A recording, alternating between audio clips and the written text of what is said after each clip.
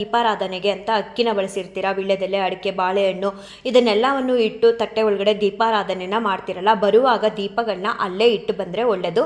ಮತ್ತು ಅಕ್ಕಿ, ಕಾಯಿ, ಬೆಲ್ಲ ಇದನ್ನೆಲ್ಲ ತಗೊಂಡು ಬಂದು ಶ್ರೀ ಗುರು ರಾಘವೇಂದ್ರಾಯ ನಮಃ ಎಲ್ಲರಿಗೂ ನನ್ನ ನಮಸ್ಕಾರಗಳನ್ನ ತಿಳಿಸ್ತಾ ಈ ವಿಡಿಯೋದಲ್ಲಿ ಕಾರ್ತಿಕ ಹುಣ್ಣಿಮೆ ಅಥವಾ ಕಿರು ದೀಪಾವಳಿ ಬಗ್ಗೆ ತಿಳಿಸ್ಕೊಡ್ತಿದ್ದೀನಿ. ನವೆಂಬರ್ 5ನೇ ತಾರೀಕು ಬುಧವಾರ ಅಂದರೆ ಇವತ್ತು ಕಾರ್ತಿಕ ಹುಣ್ಣಿಮೆ ದಿನ ಇದೆ. ಈ ಕಾರ್ತಿಕ ಹುಣ್ಣಿಮೆ ಶಿವನಿಗೆ ಅತ್ಯಂತ ಪ್ರಿಯವಾದ ದಿನನಂತೆ.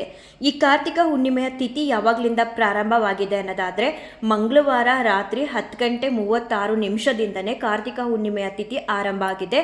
ಇವತ್ತು ಬುಧವಾರ ಸಂಜೆ 6:48 ಈ ಕಾರ್ತಿಕ ಹುಣ್ಣಿಮೆ ಇರುತ್ತೆ.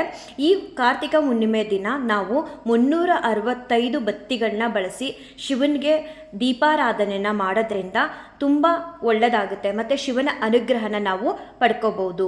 ಈ ಕಾರ್ತಿಕ ಹುಣ್ಣಿಮೆಯ ದಿನ ನಾವು ನದಿಗಳಿಗೆ ಹೋಗಿ ಪುಣ್ಯ ಸ್ನಾನನ ಮಾಡೋದ್ರಿಂದ ಕೂಡ ಹೆಚ್ಚಿನ ಫಲ ಅನ್ನೋದನ್ನು ನಾವು ಭಗವಂತನಿಂದ ಪಡ್ಕೋಬಹುದು.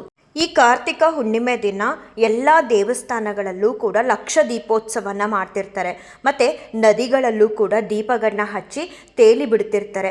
ಮತ್ತು ಈ ಒಂದು ಕಾರ್ತಿಕ ಹುಣ್ಣಿಮೆ ದಿನ 365 ಬತ್ತಿಗಳನ್ನ ಬಳಸಿ ನಾವು ಮನೆಗಳಲ್ಲೂ ಕೂಡ ದೀಪಾರಾಧನೆಯನ್ನು ಮಾಡ್ಬೋದು. ಯಾವ ರೀತಿ ಅನ್ನೋದಾದರೆ ತುಳಸಿ ಕಟ್ಟೆ ಮುಂದೆ ಒಂದು ದೊಡ್ಡದಾದ ದೀಪನ ತಗೊಂಡು ಅದಕ್ಕೆ ಅರಿಶಿನ ಕುಂಕುಮನ ಹಚ್ಚಿ ಹೂವಿನಿಂದ ಅಲಂಕಾರನ ಮಾಡಿ, ಬೇಕಂದರೆ ನೀವೊಂದು ತಟ್ಟೆಗೆ ಅಕ್ಕಿನ ಕೂಡ ಇಟ್ಕೊಂಡು ಅದ್ರ ಮೇಲೆ ದೀಪನ ಇಟ್ಟು ಆ ದೀಪಕ್ಕೆ ಅರಿಶಿನ ಕುಂಕುಮನ ಇಟ್ಟು ಹೂವಿನಿಂದ ಅಲಂಕಾರನ ಮಾಡಿಕೊಂಡು ಆ ಒಂದು ದೀಪಕ್ಕೆ ಒಂದು ಕೊಬ್ಬರಿ ಎಣ್ಣೆನ ಹಾಕ್ಬೋದು. ಇಲ್ಲ ಅಂತ ಅಂದರೆ ಎಳ್ಳೆಣ್ಣೆ ಬರುತ್ತಲ್ಲ ಅದನ್ನು ಕೂಡ ಹಾಕಿ ಈ 365 ಬತ್ತಿಗಳು ಬರುತ್ತಲ್ಲ ಅದನ್ನು ಹಾಕಿ ದೀಪನ ಬೆಳಗ್ಬೋದು. ಈ 365 ಬತ್ತಿಗಳು ಗ್ರಂಥಿ ಅಂಗಡಿಯಲ್ಲಿ ಹೋಗಿ ಕೇಳಿದ್ರೆ ಕೊಡ್ತಾರೆ. ಇನ್ನು ಈ ದೀಪಾರಾಧನೆನ ಯಾವ ಸಮಯದಲ್ಲಿ ಮಾಡ್ಬೋದು ಅನ್ನೋದಾದರೆ ಗೋಧೂಳಿ ಸಮಯ ಬರುತ್ತಲ್ಲ, ಸಂಜೆ 5:30 7 ಗಂಟೆ ಒಳಗಡೆ ನೀವು ಶಿವನ ದೇವಸ್ಥಾನದಲ್ಲಾದರೂ ಹೋಗಿ ಈ ದೀಪಾರಾಧನೆನ ಮಾಡ್ಬೋದು, ಇಲ್ಲ ಮನೆಗಳಲ್ಲಾದರೂ ಮಾಡ್ಬೋದು. ಶಿವನ ದೇವಸ್ಥಾನಕ್ಕೆ ಹೋದಾಗ ದೀಪಾರಾಧನೆಗೆ ಅಂತ ಅಕ್ಕಿನ ಬಳಸಿರ್ತೀರ, ವೀಳ್ಯದೆಲೆ, ಅಡಿಕೆ, ಬಾಳೆಹಣ್ಣು ಇದನ್ನೆಲ್ಲವನ್ನು ಇಟ್ಟು ತಟ್ಟೆ ಒಳಗಡೆ ದೀಪಾರಾಧನೆನ ಮಾಡ್ತಿರಲ್ಲ, ಬರುವಾಗ ದೀಪಗಳನ್ನ ಅಲ್ಲೇ ಇಟ್ಟು ಬಂದರೆ ಒಳ್ಳೆಯದು. ಮತ್ತು ಅಕ್ಕಿ, ಕಾಯಿ, ಬೆಲ್ಲ ಇದನ್ನೆಲ್ಲ ತಗೊಂಡು ಬಂದು ನೀವು ಮನೇಲಿ ಏನಾದರೂ ಸಿಹಿ ಮಾಡಿ ಮನೆಯವರೆಲ್ಲರೂ ಕೂಡ ಅದನ್ನು ಪ್ರಸಾದವಾಗಿ ಬಳಸ್ಬೋದು, ಇಲ್ಲಾಂದರೆ ಅದನ್ನು ಹಸುಗಳಿಗೆ ಕೊಡ್ಬೋದು.